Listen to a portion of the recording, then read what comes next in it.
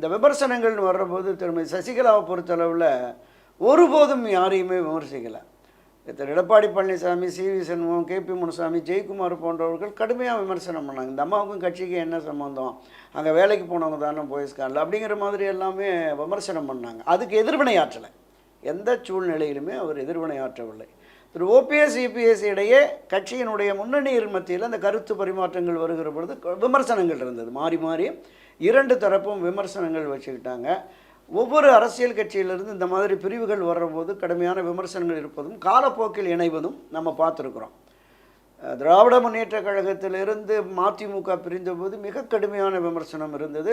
திமுகவையும் கருணாநிதியும் ஸ்டாலினையும் ஒழித்தே தீர்வேன் அரசியலில் இருந்து என்று சங்கல்பம் எடுத்து போன மதிமுக இன்றைக்கி அங்கே சரண்டர் ஆகிருக்கு. 1988-89 ஜே அணி ஜா அணி பிரிந்து மிக கடுமையான விமர்சனங்கள்.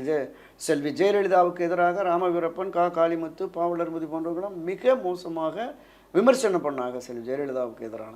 ஆனால் 89 அந்த தோல்விக்கு ஒரு பாடம் கட்டுறதுக்கு பிறகு அணிகள் இணைந்தது, எல்லாருமே ஒன்று சேர்ந்து ஜே அணி ஜா அணி எல்லாம் ஒன்று சேர்ந்து பயணத்தினுடைய விளைவாக தான் 91 ஒரு மிகப்பெரிய வெற்றியை பெற்று ஆட்சி அமைக்க முடிந்தது. அந்த மனநிலைக்கு எல்லோரும் வர வேண்டும் என்று கட்சியினர் விரும்புகிறார்கள்.